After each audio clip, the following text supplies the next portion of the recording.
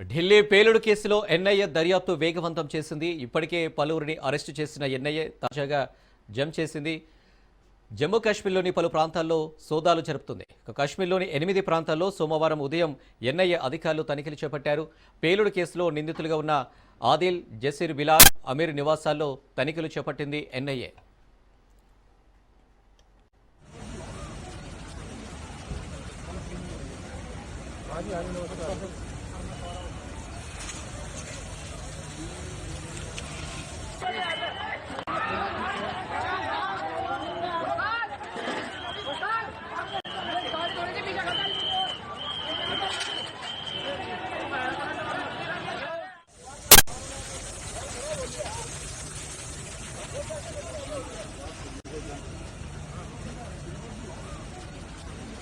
ఢిల్లీ పేలుడు కేసులో ఎన్ఐఏ దర్యాప్తు వేగవంతం చేసింది. ఇప్పటికే పలువురిని అరెస్టు చేస్తున్న ఎన్ఐఏ తాజాగా జంప్ చేసింది. తాజాగా కశ్మీర్లోని పలు ప్రాంతాల్లో సోదాలు జరుగుతుంది.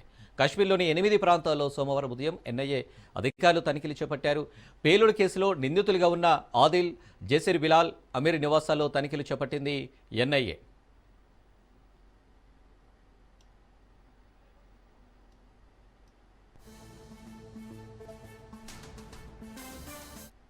రైట్గా దీనికి సంబంధించి మరిన్ని డీటెయిల్స్ మా ప్రతినిధి మధు లైవ్లో అందిస్తారు. మధు, పూర్తిగా కూడా ఏం జరిగింది, ఢిల్లీ పేలుళ్ల కేసుకు సంబంధించినటువంటి వెనక ఉన్నటువంటి మాస్టర్ మైండ్ ఎవరైతే ఉన్నారో ఆ డీటెయిల్స్ అన్నిటిని కూడా ఆరా తీయడానికి ఎన్ఐఏ అయితే రంగంలోకి దిగిందని చెప్పవచ్చు.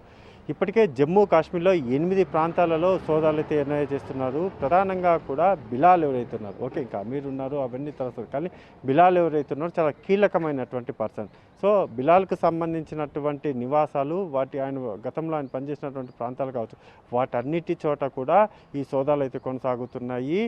ఎక్కడెక్కడి నుంచి నిధులు వచ్చాయి, దానితో పాటు పేలుడు పదార్థాలు ఏవైతే ఉన్నాయో, అంటే ఢిల్లీకి సంబంధించినటువంటి పేలుడు ఏదైతే ఉందో ఆ పేలుడికి సంబంధించి వాడినటువంటి ముడి సరుకు, దానితో పాటు ఇతర ప్రాంతాల నుంచి తీసుకొని వచ్చినటువంటి పేలుడికి సంబంధించినటువంటి ముడి సరుకు, అంటే అమ్మోనియం నైట్రేట్ ఏదైతుందో వాటన్నిటిని కూడా ఎక్కడి నుంచి తీసుకొని వచ్చారు, ఎలా కొనుగోలు చేశారు అనేది ఒకవైపు అయితే, పాకిస్తాన్లో ఉన్నటువంటి ఉగ్రవాదుల సంస్థ దగ్గర నుంచి ఎలా వీళ్ళకి ఇన్ఫర్మేషన్లు వచ్చాయి, ఎటువంటి ఆదేశాలు వీరికి వచ్చాయి, వచ్చినటువంటి ఆదేశాలను పాటించడానికి వీళ్ళు గతంలో రాసుకున్నటువంటి డైరీ ఏదైతుందో ఆ డైరీలను కూడా స్వాధీనం చేసుకున్నారు. ఇంకా ఫర్దర్గా అంటే ఇంకా కూడా మోర్ ఇన్ఫర్మేషన్ ఏదైతే ఉంటుందో ఆ మోర్ ఇన్ఫర్మేషన్ కోసమే రైట్ నో అయితే ఈ సోదాలు నిర్వహిస్తున్నారు. 8 ప్రాంతాల్లో, జమ్మూ కాశ్మీర్లో ఉన్నటువంటి 8 ప్రాంతాలలో ఈ సోదాలు ఇంకా కొనసాగుతున్నాయి. అది ఇంకా కూడా కంటిన్యూ అయ్యే అవకాశం ఉంది. ఇవే కాకుండా వీళ్ళకు సహకరించినటువంటి, అంటే భారతదేశంలో ఉన్నటువంటి ప్రముఖ నగరాలు ఏవైతే ఉన్నాయో వాటిల్లో వీళ్ళకి స్లీపర్ సెల్స్గా పనిచేసినటువంటి గ్యాంగ్ ఎవరైతే ఉన్నారో ఆ గ్యాంగ్ కోసం అయితే ఎన్ఐఏ ఈ సోదాలు నిర్వహించినట్టుగా తెలుస్తుంది. ఖచ్చితంగా కూడా ఈరోజు సాయంత్రానికి, అంటే ఎన్ఐఏ చేస్తున్నటువంటి సోదాలలో ఈరోజు సాయంత్రానికి వీళ్ళు ఎటువంటి ఇన్ఫర్మేషన్ రాబట్టారు అనే దాని మీద అయితే ఒక క్లారిటీ వచ్చే అవకాశం ఉంది. Right Madhu, thank you.